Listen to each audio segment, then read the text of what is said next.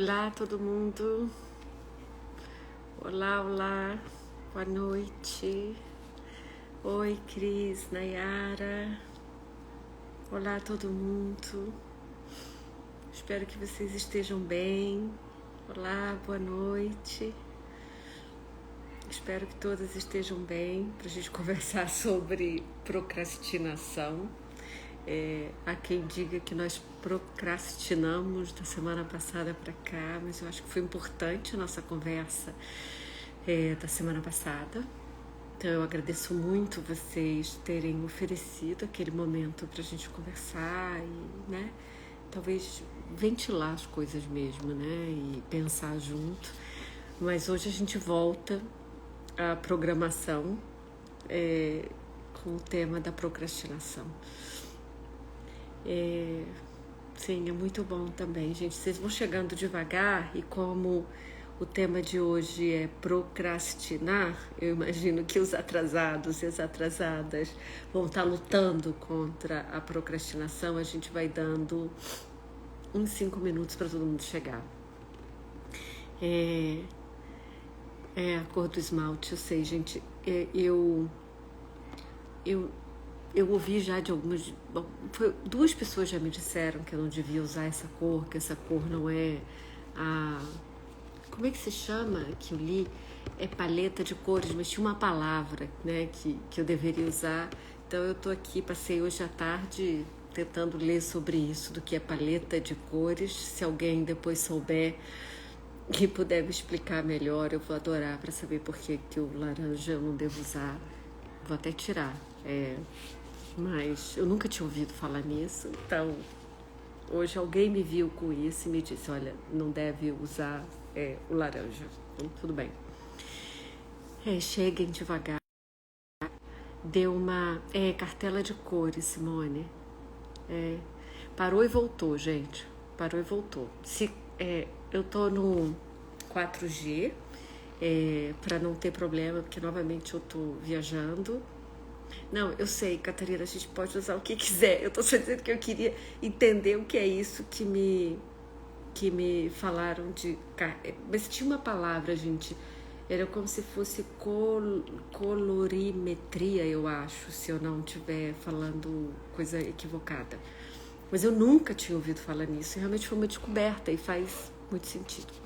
Então, estamos procrastinando 3 minutos para começar, já tem 200 pessoas e vamos começar devagar. A gente tem, colorimetria, exatamente, colorimetria. Mas vamos lá, vamos começar sério, vamos começar com a conversa séria, sem esmalte.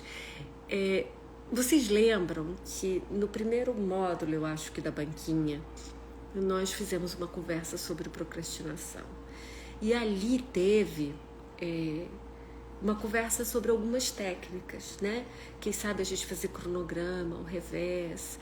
E parte das aulas, dos encontros que estão aqui, elas também são tentativas de nos ajudar com esse atravessamento da procrastinação, né? Então, quando nós já conversamos sobre ter grupos, quando nós já conversamos sobre pessoas lerem a gente, sobre a biblioteca no Zoom, lembram? Sobre fazer notas, tudo isso são técnicas para a gente não sucumbir à procrastinação. Mas, na verdade, eu acho que nem na banquinha anterior sobre procrastinação e nem nessas que foram sobre técnicas específicas, né, como o cronograma, como notas, como memorando, a gente talvez não tenha respondido junto o que os estudos mais recentes dizem sobre o que é a procrastinação, né? Porque parece que é intuitivo saber o que é a procrastinação. Então eu pensei que hoje a gente poderia conversar um pouco, convocar o que há de conhecimento mais recente, que eu fui capaz de revisar, tá, gente? Sobre procrastinação e tentar ver se isso faz sentido para nós, como uma tentativa de uma convocação, de uma racionalização sobre o que é a procrastinação. Se fizer sentido essa definição sobre o que é a procrastinação, ver como é que a gente pode enfrentar e como é que cada uma de nós pode identificar os momentos da sua vida em que a procrastinação não é o mesmo que atraso, não é o mesmo que eventos inesperados, mas é alguma coisa diferente. Então esse é o objetivo da conversa hoje. Eu vou deixar os comentários abertos. Eu peço muito às pessoas que se dispersam com os comentários, o que precisam só ler lábio. Lembrem, eu estou usando filtro. Ele é um filtro azulado, então eu não tenho essa cor, né?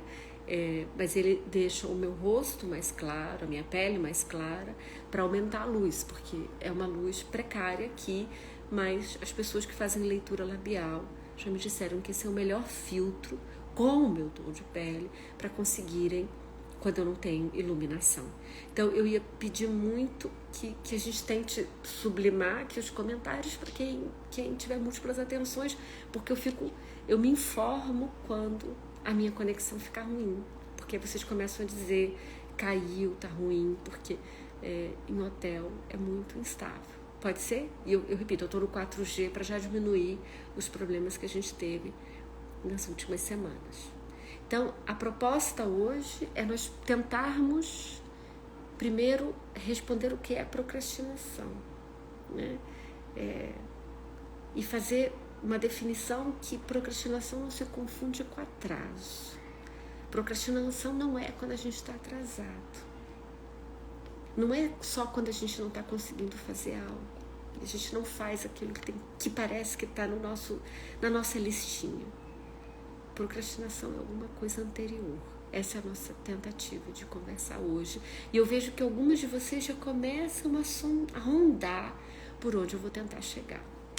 As referências bibliográficas estão na lista, no Linktree, e eu li algumas outras coisas mais novas também, que se fizer sentido para vocês, a gente pode colocar essas referências para quem também quiser estudar um pouco mais. Então, eu começaria fazendo uma definição, eu repito, não é minha, são de estudos recentes, que vão dizer que a procrastinação ela é menos isso que nós chamamos de atraso e mais uma situação existencial e emocional. Vejam que é forte, porque algumas pessoas estão dizendo procrastinação é falta de foco. Esse é o resultado da procrastinação. Esse é o sinal que nós estamos procrastinando. E aqui me parece que, se fizer sentido, como eu vou dizer, né, que a procrastinação é um estado emocional. Ele é do campo das emoções, ele é existencial. Ele não se confunde com alguma coisa que todas nós na vida, em algum momento, vamos atrasar. Atrasar uma coisa. E você vai ter razões. Você vai dizer, olha, o meu pneu furou, meu computador quebrou, eu tive alguém doente, eu adoeci. Essas são razões objetivas das quais nós atrasamos alguma coisa que a gente tinha, uma lista.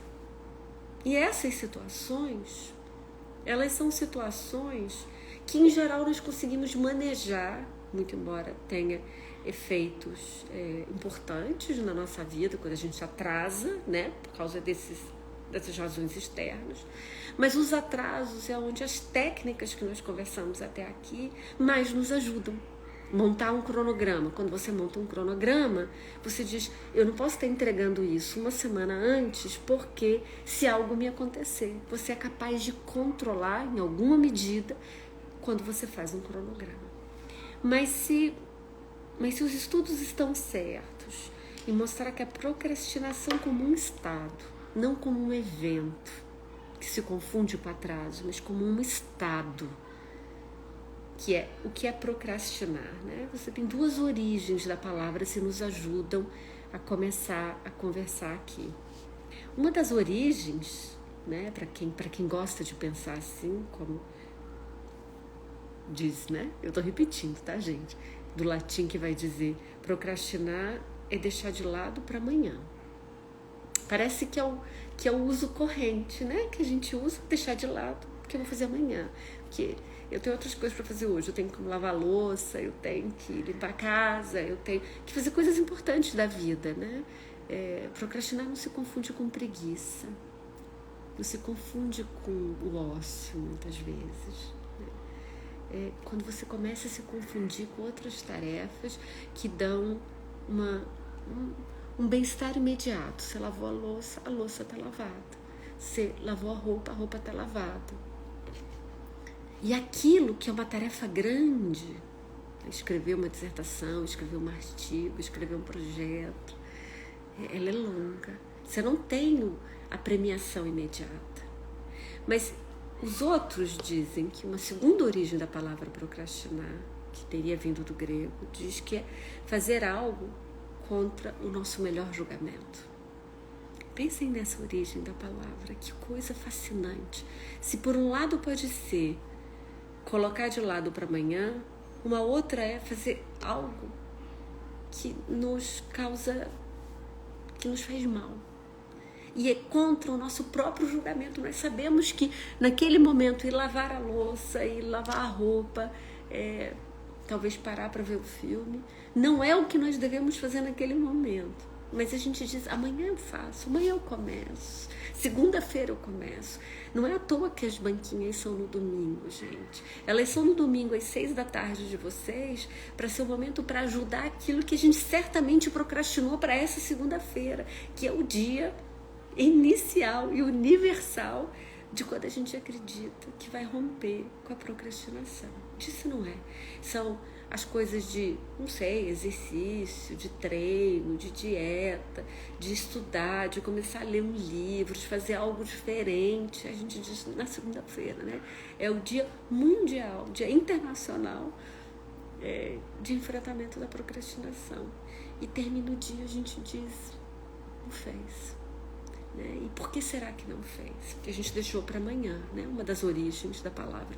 Mas a outra a gente acabou fazendo coisas que eram contra o nosso melhor julgamento, aquele nosso melhor avaliação do que nós tínhamos que fazer naquele momento. Eu tenho um prazo de 1 mês. Eu não podia ter deixado para amanhã. Mas eu sei, eu só não consigo fazer diferente. Você só não consegue fazer diferente. Todas nós só não conseguimos fazer diferente. Todas já enfrentamos procrastinação. Então, se ela não é do campo racional, gente, porque nós sabemos, e nós sabemos no julgamento o que era o melhor, o que acontece? Essa é a pergunta. Está no campo das emoções, campo existencial, de lidar com as nossas emoções, que se deixa para amanhã e que se faz algo contra o próprio julgamento. Aí, essa é a pergunta que cada uma de nós tem que fazer na nossa singularidade diante daquela tarefa. Ela é uma tarefa chata? Sei lá que era uma tarefa que no vida acadêmica se exige muito e parece que tem uma sombra dos outros, como todo mundo sabe fazer e eu não sei fazer, ou então porque tem um modelo de perfeição de que se acredita. Cada uma vai ser capaz de olhar para si e responder que emoção é essa que dispara, que é uma emoção ruim, certo, gente? Ela é uma emoção ruim. Que emoção ruim é essa que dispara? Que outras tarefas com emoções imediatas, mais prazerosas, a substituem? Então, se o evento da procrastinação é uma substituição de tarefas, e de tarefas com prazer imediato, é porque talvez aquela que está sendo deixada para amanhã, contra o nosso melhor julgamento sobre o que nós devemos fazer, ela deve estar trazendo algumas emoções ruins. Seja a emoção da lentidão, de processos longos, da paciência, então uma emoção da impaciência, sejam sombras de ideais que não devam existir, mas que nos inquietam, nos assustam. Seja uma que eu gostaria de tentar explorar com vocês. Mas eu estou elegendo uma, tá certo, gente? Pode ser que tenha uma dezena de outras. Eu já ouvi algumas pessoas me dizendo assim, Débora, eu sou perfeccionista. E por ser perfeccionista, eu não consigo fazer as coisas nesse determinado prazo. E eu queria pensar o que é essa fantasia do perfeccionismo. Por que nós nos permitimos, inclusive, pronunciar essa palavra, sabendo que ela não existe? Que fantasia é essa de uma perfeição? Então, dentro desses estudos, eles usam duas expressões que eu gostei muito e quem sabe pode nos ajudar, se as suas emoções passam por uma ideia de fazer algo tão bom, de revisar toda a literatura, de estudar e de saber, de que tem que ser fluente em tais idiomas, de que tem que conhecer o autor que influenciou o autor, que influenciou o autor, que influenciou o autor. Ou seja, como se você fosse capaz de abarcar algo que nenhuma pessoa é capaz, mas que aí você passa, eu estou fazendo só um exercício, em torno dessa fantasia de que há alguma perfeição, algum ideal, e que você passa a trabalhar com essa ideia de um perfeccionismo. Então você não consegue escrever, você não consegue mandar as coisas, você não consegue trabalhar o processo, né? Então, essa literatura fala em duas formas de perfeccionismo. Um que é o perfeccionismo neurótico, que é esse que fica ali, que não consegue terminar, não consegue entregar, que acha que sempre precisa de mais tempo. Então, eu estou considerando as pessoas cuja procrastinação, ela não deixa de trabalhar nas coisas, ela não está vendo um filme, né? Não está só caminhando na praia, está trabalhando no texto. Mas esse ideal da perfeição neurótica, né? Porque é como se tivesse um ideal que nunca vai ser alcançado, impede de dizer, tá bem, é isso aqui o que eu consegui fazer agora, é isso aqui o que eu consegui produzir nesse momento. E eu trabalhei, eu estou dizendo, gente, o tempo inteiro, de pessoas que trabalham no texto. Eu não estou dizendo de pessoas que sequer têm tempo de se dedicar a algo, me entende? Porque grande parte das pessoas que enfrentam a procrastinação, elas estão se dedicando, mas elas estão procrastinando uma entrega, estão procrastinando que sempre tem um livro novo para ler, aí não começa a escrita, aí não liga o computador, porque ainda está tomando nota, porque as notas têm que ser perfeitas, porque a leitura tem que ser perfeita, porque a minha leitura em outro idioma tem que ser perfeita, então eu preciso terminar o curso para poder começar a ler. Vocês já viram como a gente vai criando atalhos, mas são atalhos que criam essa ramificação de uma falsa perfeição para se chegar num produto, que é entregar algo. Eu não estou falando de pessoas cuja procrastinação se confunde com preguiça, ou então com ausência, ou com não dedicação, porque aí o problema é outro. Você precisa arrumar tempo, você precisa trabalhar, você precisa estudar, você precisa ler. Entendem isso? A gente está falando de procrastinação, que é colocar de lado para amanhã alguma coisa que você está ali enredado em um processo, né?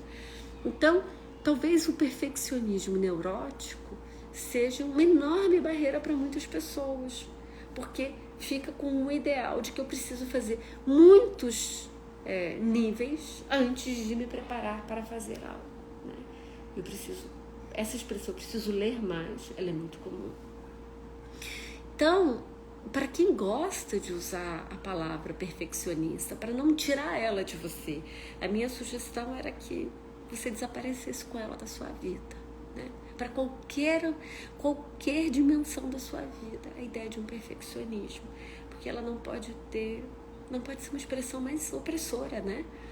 E o quanto ela nos deixa pouco flexíveis para o momento, flexíveis para as possibilidades. Você tem que estar com tudo perfeito para poder algo existir, você fazer, você produzir, você se encontrar. Isso serve, se eu posso dar um exemplo e chegar no segundo conceito, que é o de perfeccionismo produtivo, se assim você quiser usar ainda a palavra de perfeccionismo, que é o produtivo. Eu fico pensando no nosso próprio encontro aqui, né? Quando eu comecei a fazê-lo, com vocês ainda na pandemia, eu estava numa situação perfeita, gente. Eu tinha todo o tempo do domingo, não havia vida social, eu tinha luz na minha casa, eu conseguia ficar ali na mesa da cozinha e controlar. E nas últimas 12 semanas, eu só tenho feito a banquinha viajando. Então eu olho assim, aonde eu consigo nesse pedacinho aqui desse quarto de hotel, chegando de um voo, garantindo confuso e sabendo que se tudo der errado, as pessoas vão me acolher de que deu errado se eu perdi o voo. Eu cheguei agora, eu abri a porta, montei para começar. Eu disse, não vai dar. Eu falava, hoje não vai dar. E deu. Então, mas é claro que eu vou preparar tudo para dar certo, se eu puder chamar de perfeccionismo produtivo.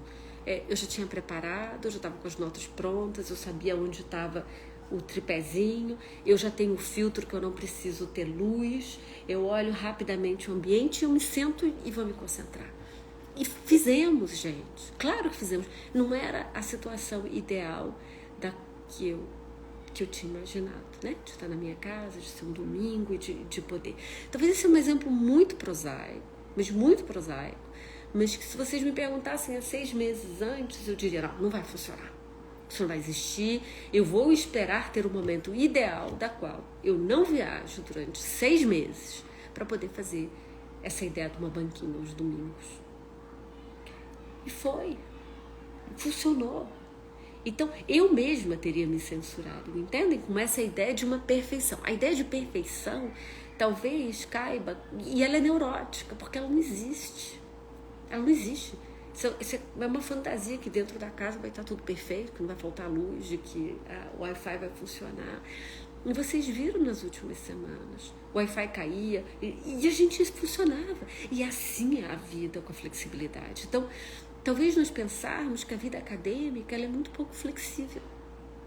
Ela é muito pouco tolerante para ajustes de modulação, seja do tempo, seja da produção, seja de como se constrói as trajetórias. E aí talvez a procrastinação seja um efeito colateral da pouca flexibilidade, né? E talvez que a gente tenha aprendido com a pandemia e nós tenhamos que juntos transformar isso numa sabedoria, é que a flexibilidade é a condição da nossa própria sobrevivência e da produção de qualquer forma de conhecimento nesse momento. Então, quem sabe se a gente quer continuar usando a categoria de perfeccionismo para representar talvez o nosso melhor, que talvez é isso que a gente tem que dizer, né? O nosso melhor produtivo, então, que é estudar, que é ler, que é escrever, que é fazer as disciplinas, e deu. Esse é o perfeccionismo produtivo, né? Então, se perfeccionismo for uma das categorias que gera emoções, que dispara emoções intensa em vocês, como em muitas de nós, se não em todas nós, essa ideia de que há ideais para a execução das coisas, como escrever bem, como falar bem, quem sabe nós pensarmos nesse perfeccionismo produtivo, que são aquilo que foi possível ser feito, mas que gerou resultados. Qual é o principal resultado que nós queremos? Que as pessoas terminem seu mestrado, terminem seu doutorado, que escrevam seus artigos, que circulem no mundo com as suas ideias. Então, se esses estudos estão certos, razoáveis, como me parecem estar, procrastinação é menos sobre táticas de controle do tempo, de controle das técnicas de métodos de estudo, de leitura. Isso ajuda se você não está em estado de procrastinação. Isso estuda se você está precisando se organizar, mas você está ali, envolvida, produzindo algo. Entende? Agora, se você já não está, porque se você já está deixando para amanhã o que pode se fazer hoje, está fazendo julgamentos, fazendo coisas que são contra o que você sabe que é o melhor para você, essas táticas não vão ajudar. Ao contrário, elas podem consumir o seu tempo produtivo, porque você está lá refazendo o cronograma, você está lá planejando como fazer, você está sendo uma planejadora, uma organizadeira, mas não uma executora. Ao contrário, essas táticas de organização, essas táticas de planejamento, elas podem ser muletas de procrastinação para você. Um pouquinho do tempo que você tem, você está lá refazendo seu cronograma. Você está lá só ajeitando suas notas e não está avançando para produzir algo. Então, pensa bem se a procrastinação para você foi um atraso, que aí faz sentido o cronograma, faz sentido olhar as notas, faz sentido todas as táticas e técnicas que estamos conversando aqui, ou se você está num estado de prolongamento das coisas, mas sem produção. Porque se você está nesse momento, aí nós estamos falando de procrastinação e não de atraso, e não de intercorrências, né? E aí, esse estado, ele é um estado emocional. Ele é menos uma desorganização de métodos. Até hoje nós conversamos muito aqui sobre coisas que nos organizam, dos métodos, na produção. E talvez a procrastinação não seja sobre isso. A procrastinação é sobre esse estado mental que desorganiza você. E aí a pergunta é, se ele desorganiza você, é porque isso que você está indo fazer, relacionado à vida acadêmica, escrever, ler, produzir, receber leituras, receber críticas, ele está imobilizando você de alguma maneira. E ele está imobilizando por quê? Porque sentimentos negativos estão sendo disparados. Então, se isso fizer sentido, como faz para mim, a pergunta é como é que nós substituímos os sentimentos negativos. Há algumas evidências de alguns estudos.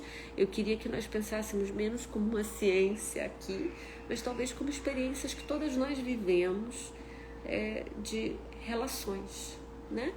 De como é que nós solucionamos quando a gente não tá bem. Como que a gente faz para sair desses estados quando eles não são produtivos e eles consomem a sua energia vital para não fazer alguma coisa, para não continuar. Ele é um estado emocional quase que destrutivo, né? Porque, tentem me responder uma coisa. Eu vou fazer uma pergunta, tá certo, gente? Quando você está nesse estado de procrastinação, esse sentimento é feliz? Esse sentimento faz bem? Esse sentimento é de um bem-estar? Ou ele é um sentimento ruim? Essa é uma pergunta muito importante. Quando você está em estado de procrastinação, o sentimento é bom? O simples atraso já não é, né, gente? Mas vamos tentar responder junto, né? Ele é um sentimento negativo, Cris. Eles são sentimentos negativos. E eles consomem. Ele vai consumindo sua energia vital. E ele interfere em outras esferas da vida, não é? Você fica pensando, segunda-feira eu vou começar. Você acaba não passando seu domingo feliz, porque toda hora aquilo está cruzando, né? Suas ideias, a sua vivência daquele momento. E você está vivendo em função de um futuro que parece que não chega nunca. Você nem consegue romper daquele ciclo de dizer aquilo que está me levando a um estado de procrastinação. Eu não vou continuar mais, eu vou romper, tomar uma decisão importante na vida, quer dizer, vou cortar, isso não vai continuar, então eu não vou fazer esse mestrado, não vou fazer esse doutorado, não vou escrever esse artigo. Ou eu vou, e aí você precisa enfrentar isso. Mas a procrastinação é esse estado permanente de prolongamento de uma ferida, de uma ausência, de um sentimento de fracasso, né? Então ele não é um sentimento bom, ele é um sentimento negativo. E aí a pergunta, que aí é onde entra, se você for capaz de fazer esse processo junto comigo, de uma racionalização disso, é aí onde entram algumas técnicas que vão dizer, na verdade, então ele não é no campo do método, ele é no campo de olhar os seus afetos. Como é que você vai trazer pequenos afetos positivos para quebrar aquele afeto negativo que está em curso, né? E aí, lembram que nós já conversamos aqui sobre o Pomodoro, né? O Pomodoro, que é o controle do tempo, num timerzinho, que você bota ciclos de 20 minutos, ciclos de 30 minutos. Por que o Pomodoro é tão importante para tentar treinar os seus afetos, para começarem a emergir afetos positivos diante desse estado de fracasso, desse estado de imperfeição que a procrastinação coloca? Porque ao final de 20 minutos, ao final de 30 minutos, você diz, eu fiz algo. Eu li um artigo, eu escrevi um parágrafo, eu me concentrei na frente do computador, você começa a ter emoções positivas conectadas àquela tarefa que estava sendo um disparador de emoções negativas. Não sei se faz sentido, mas então a técnica, ela até são as técnicas que a gente já conversou. Por exemplo, fazer ciclos de 20 minutos, de 30 minutos no Pomodoro. Quando ele terminar, levantar e tomar um café. Levantar e tomar, não sei, uma água, um chá. Algo que aumente ainda mais o seu prazer. Por que isso é importante? Porque você começa a enganar você mesma sobre aquele estado de fracasso, de sentimentos negativos. Você começa a fazer pequenos disparadores de que aquilo, no final, leva um café. Aqueles 20 minutos, aqueles 30 minutos, levam um pedaço de chocolate. Eu não sei o que, gente, de cada um, entenda. Leva um aliso no seu cachorro, leva um aliso no seu gato, leva você a caminhar. Né? Então, nós precisamos nos enganar naquele estado de emoções negativas que a procrastinação nos deixa. E aí nós precisamos, gente, ter compaixão com a gente mesma, né? De que nós somos muito mais simplórias até do que o que a gente acha, muito menos complexas, de que coisas que sabemos que funcionam para os outros, como um pomodoro, como gratificações, como um café, como um aliso no cachorro, também vão funcionar na gente. E que a gente vai rompendo com esse estado negativo. Então, que há muitas evidências que mostram. Eu não sei dizer se o cérebro é burro, mas eu sei dizer que nós, eu acho até que é muito sofisticado, sabe? Mas aí, assim, é uma opinião, quem for neuropsicólogo aqui vai nos dizer melhor. Mas nós somos seres de hábitos. E nossas emoções estão conectadas a hábitos. Nossas emoções estão conectadas ao nosso próprio corpo. Vocês leram um dos textos que é do Haruki Murakami, em que ele conta como é que ele é escritor. Você lê aquilo ali e você fala, cara, não vou ser eu nunca. Que ele escreve todos os dias X horas, ele acorda na mesma hora, ele toma um café, ele corre, ele é maratonista, ele é Ironman, triatleta. Não. A provocação de colocar o texto do Murakami era, primeiro, que ele diz que ele escrevia numa mesa da cozinha, ou seja, ele começa rompendo com essa ideia de uma perfeição para ser um romancista como vocação, né? De que você tem que ter um set perfeito, a mesa perfeita, a luz perfeita, o silêncio perfeito. Ele diz, eu escrevia numa mesa de cozinha, eu escrevia em bar, que era onde eu tinha. Então, o começo dele se conecta a muitos de nós que escreve em qualquer lugar com que é possível, como agora, né? Aonde a gente dá, a gente se encontra. Se eu perguntasse onde cada uma de vocês está, a gente vai ver como é que a gente está fazendo isso possível. Então, mas ao mesmo tempo tem uma disciplina intensa nele, tem um hábito. O hábito da escrita, o hábito da rotina é um hábito de disciplinamento do corpo. No dele é extremo, porque ele é um atleta, um corredor. Mas ele está transformando o corpo em algo que ele disciplina para aquela rotina de emoções. Então ele diz, eu escrevia, eu trabalhava, eu lia e depois eu ia correr, que aquilo dava prazer. Então aquilo não é tolo, né? Parece tão perfeito, tão idealizado, que vocês podem perguntar, mas Débora, por que aquele texto? Porque aquele texto não é a nossa realidade de ser uma escritora, fazer um texto. A gente escreve como dá, na mesa que dá, na hora que dá. Mas é porque, num limite, o que ele contou é esse do disciplinamento de emoções positivas, com emoções intensas, talvez até negativas, e de uma não perfeição, ao menos no espaço. Ao mesmo tempo que ele pode parecer que ele tem uma figura de um romancista idealizado, da qual tem todo o tempo do mundo para escrever. Então, o primeiro é esse, de fragmentar, começar criando pequenos hábitos, e há muitos estudos mostrando isso, gente, a importância desses pequenos hábitos para o rompimento com o estado de procrastinação, da qual sejam acompanhados de pequenas emoções positivas, como um copo de café, como conexão com o seu animal doméstico, o seu cachorro, o seu gato, como um chá, como levantar, ou como fazer alguma prática de exercício físico, ou o que vocês acharem que dê prazer. Porque você começa a conectar aquela tarefa que tinha razões para você não começar, que você fecha um ciclo, você fez algo e tem uma emoção positiva, você passa a ter memória de emoções positivas. O segundo é fazer com que aquela tarefa, que é muito solitária, ela não seja só solitária. Ela não seja apenas solitária, que você se conecte com outras pessoas.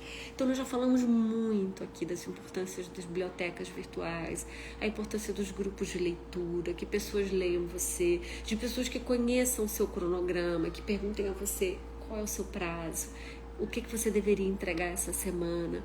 Você apresentar seu cronograma para colegas, porque seus colegas vão ter a memória daquilo que você estabeleceu como uma promessa para você mesmo, né? Porque um cronograma não é uma promessa para o outro, ele é uma promessa para você.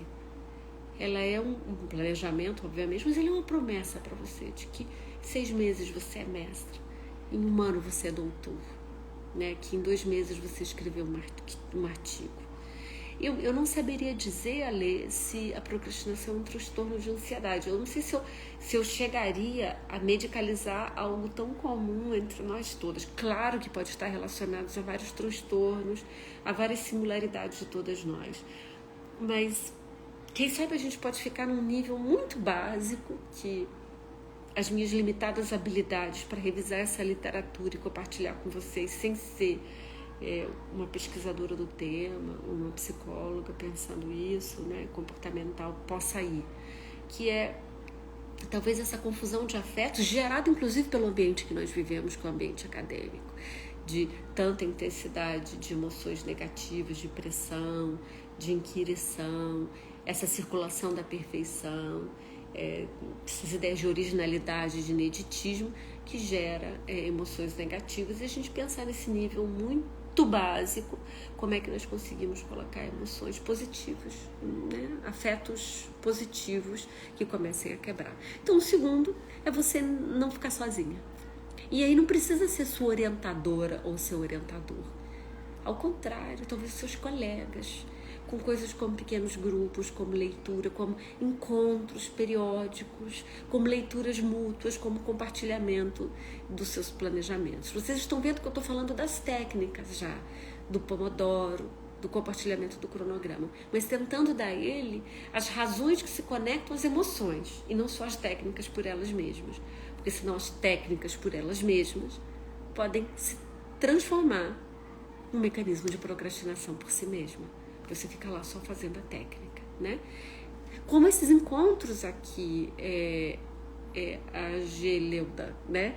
Ele é uma tentativa de fazer ritmos para ir rompendo as emoções negativas da solidão,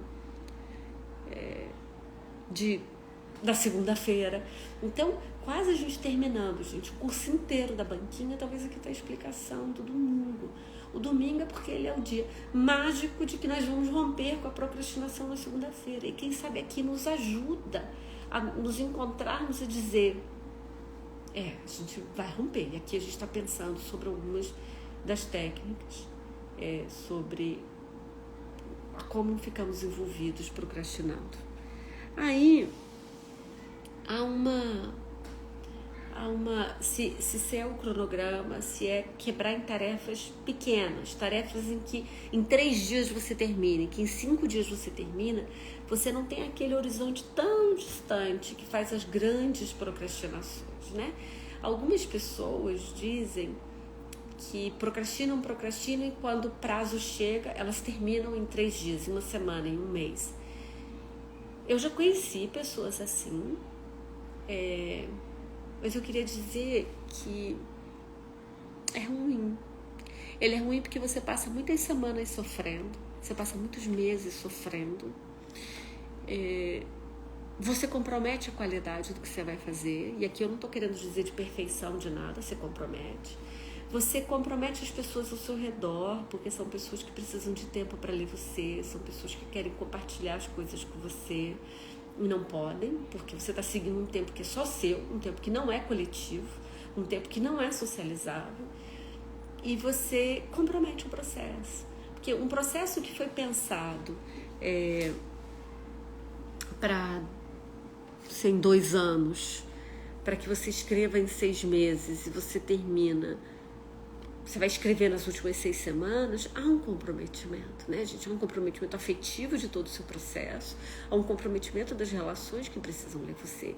Então, se você é alguma dessas pessoas que diz, eu escrevo quando o prazo está chegando, Isso é muito ruim para você. É preciso pensar esse estado de procrastinação, que só passa a ser produtivo quando o sinal de emergência foi ligado, né?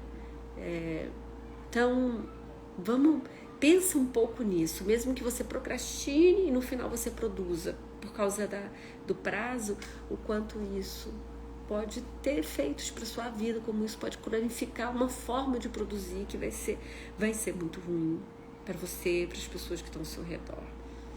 E tem uma terceira dica, uma forma de nós rompermos, porque a vida acadêmica ela tem uma coisa muito particular da procrastinação, que ela é uma experiência, a vida acadêmica é uma experiência muito solitária no geral. Então ela é um espaço fértil, ela é uma experiência fértil para a procrastinação. Então, uma terceira dica é você pensar que essa sua história, ela diz respeito a outras pessoas, ela não é só sua. Você conectar outras pessoas a essa tarefa que está sendo tão difícil para você fazer. Isso pode vir com os grupos, ou você imaginar, a minha orientadora só vai poder abrir vaga se eu terminar. Outras pessoas querem entrar na pós-graduação e eu tô com a vaga, né? Quando eu me atraso, alguém não entra nesse grupo de pesquisa porque eu tô ocupando a vaga. Eu sei que você pode dizer, mas Débora, isso vai aumentar meu peso, isso vai aumentar minha responsabilidade. Isso é uma forma de pensar, mas essa é também uma forma de se conectar para o mundo além da sua própria dor, de que tem alguém torcendo por você, de que você tem pessoas que gostam de você, que querem estar na sua defesa, que querem ver você mestra, doutora, publicando um livro.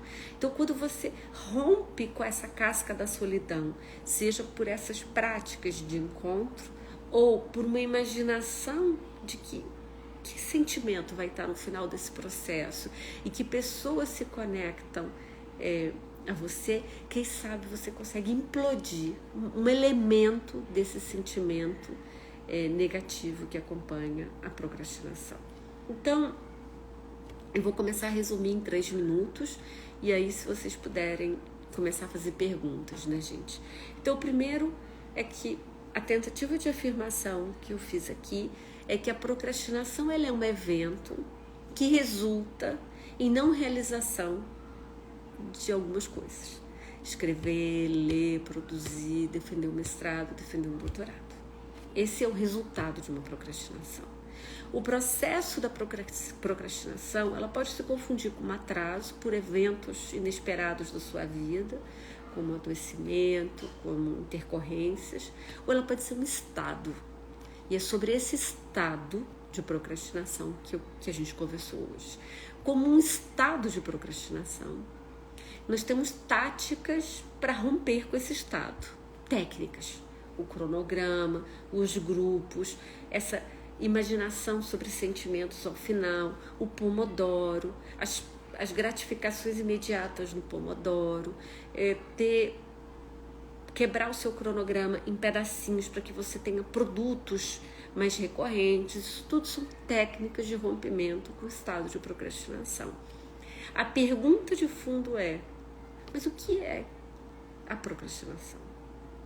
Uma forma de responder é deixar para amanhã coisas que você tem que fazer hoje, você deveria fazer hoje, porque você escolheu fazer hoje, você escolheu entrar no mestrado, você escolheu esse trabalho, você escolheu essa carreira. É porque a segunda forma de responder a esse estado é porque ela está movendo sentimentos. E são sentimentos o quê? Negativos. Aqui nós chegamos à conclusão, todas nós. Talvez existam algumas pessoas que digam que o estado de procrastinação é produtivo, que essa pessoa cria melhor procrastinando. Talvez a gente esteja usando a palavra procrastinando errada. Talvez algumas pessoas precisem de tempo para produzir e que o tempo dos outros não é o tempo dela. Sim, eu particularmente não me considero uma pessoa que tem o tempo dos outros. Eu tenho o meu próprio, eu gosto de seguir no meu ritmo. E muitas vezes é mais lento do que o das outras pessoas. Então, eu não chamaria isso procrastinar. Porque eu não estou num estado de infelicidade, eu não estou num estado de ansiedade, eu não estou num estado negativo de emoções, porque eu estou vinculada àquela tarefa e eu sinto que eu estou produzindo, né? Então, talvez eu não chamasse isso de procrastinar, eu chamasse de o cronograma de cada um de nós para a produção. A procrastinação é quando você não está produzindo, quando você está deixando para amanhã e você está fazendo julgamentos no hoje, sobre suas prioridades, sobre sua lista de tarefas, que não são o melhor julgamento do que é melhor para você naquele momento em relação àquela tarefa. Se o estado de procrastinação é tão crônico que mantém você num estado intenso, né, crônico e permanente de infelicidade, a pergunta a fazer é: se essas técnicas não te ajudam, isso não é melhor parar esse processo? Isso não é melhor dizer: parou, eu entrei no mestrado, eu entrei no doutorado, mas eu não quero terminar, eu quero parar. Eu acho que isso tem que ser pensado depois de muitas tentativas, porque todas nós temos que salvar todas nós, né, e juntas. E do lado de uma professora sofre muito quando perde uma aluna, né? Perder no sentido de não continuar. Então, primeiro nós temos que fazer as perguntas se nós não estamos diante de eventos da vida que levam a atrasos. E se for um estado de procrastinação, como nós podemos romper juntas, antes de assumir que esse estado de procrastinação só vai trazer infelicidade em médio prazo e que nós não vamos conseguir resolver. Porque também tem que ter um momento que isso precisa ser terminado, né? Porque, como nós vimos, o estado de procrastinação, ele faz uma permanência de afetos negativos. Então, se isso tiver feito sentido, eu sei que parece muito mais um grupo de autoajuda hoje, gente, se a palavra serve, eu aceito qualquer uma. Eu já disse a vocês que eu aceito qualquer palavra para essa banquinha que vocês queiram dizer. Desde que isso nos ajude 1, 2, 3, 5, 10 pessoas que estão aqui, em algum momento pensando nesse domingo, que na segunda-feira não vai mais procrastinar. Quem sabe pensar por que vem procrastinando, tirar hoje 1 hora para pensar por que eu procrastinei, por que eu estou procrastinando e quem sabe o que eu posso fazer para que essa segunda-feira eu comece de algum jeito diferente, que coisas eu posso fazer. Porque talvez racionalizar o processo emocional que nos leva a isso nos ajude mais do que sair disparado para as técnicas. Porque senão a gente move as técnicas 1 semana e depois começa tudo de novo, porque nós não fizemos a pergunta de fundo. Não foi fácil para mim, sabe, gente, a banquinha hoje, porque são tentativas da gente jogar uma boia para cada uma, para dizer como é que sai desse lugar, né? Então, que se vocês, quando subir para o feed, né? Para o Instagram, ela tiver feito sentido, vocês contarem, porque aí a gente vai junto tentando entender, porque é falar de cada uma de nós, de todas nós, do que acontece agora para o futuro, e há um consenso na literatura para eu começar a olhar as perguntas de vocês. Consenso é que uma das formas da gente romper com esse estado de procrastinação é sendo um pouco mais generosas com a gente mesmo, generosas de dizer: tá bom, cara, não fiz até agora, mas eu vou tentar começar. Senão o peso de não ter feito, porque a procrastinação ela traz algo muito intenso com ela, né? Que é a responsabilidade do que não foi feito até hoje. Isso é muito difícil, aí parece que tudo é pequeno demais quando vai começar. Como assim? Eu fiquei 6 meses, eu fiquei 1 ano aqui parada, 1 ano e meio parada, o que significa 20 minutos agora? Eu teria que parar todo o meu trabalho, parar toda a minha vida para começar a fazer. Você não vai começar a fazer nunca, porque é o fantasma da perfeição, que foi por onde eu comecei. Então, a gente tem que ter, eu não sei se... Rosilene, se a melhor palavra é isso, de ter um pouco de autocompaixão, um pouco de doçura com a vida, né, com a gente mesmo, ou ternura, ou flexibilidade, ou cinismo, o que vocês quiserem chamar. Mas se nós não sai dos estados, né, dos estados de que até ontem me pesa tanto que os 20 minutos do começar um Pomodoro amanhã são sem sentido. Que aí se for assim, não tem jeito, né, gente? Aí não tem jeito, aí acabou, é melhor dizer acabou, não dá. Porque aí vem o fantasma da perfeição. Eu só vou conseguir sair desse estado de 1 ano, 2 anos atrasada, se eu tiver o tempo inteiro, se eu tiver a licença do trabalho, se os meus filhos forem viajar com o meu companheiro, com a minha companheira, e aí eu não vou conseguir. Então, eu queria começar a terminar, vai ficar gravado. Eu tenho uns 3 alunos de doutorado e de mestrado comigo que estão procrastinando. Vocês sabem quem são vocês. Eu queria pedir a vocês 3. São 3 que estão procrastinando. Que inclusive desapareceram. Nem falar comigo mais sobre o mestrado, o doutorado falam. Que vocês apareçam. Amanhã é segunda-feira. Hoje eu montei. Cada coisa que eu li eu pensava em vocês 3. Então, voltem. A Jéssica tá aqui botando uma fogueira. Eu não entendo o que é essa fogueira. Eu não vou dizer o nome das pessoas. Jéssica. Mas a Jéssica tá aqui, a Samantha tá aqui para acolher vocês. Não precisa ter vergonha. Mas a gente quer ver vocês mestre e doutoras, né? Então, voltem. As suas colegas vão mandar esse vídeo para vocês. Mas a gente queria muito que vocês voltassem. Do jeito que for, porque a gente queria que vocês terminassem. A gente queria ver vocês mestras, a gente queria ver você doutora. E a gente tá aqui para fazer o que for preciso. Eu tô aqui para fazer o que for preciso para que vocês terminem, né?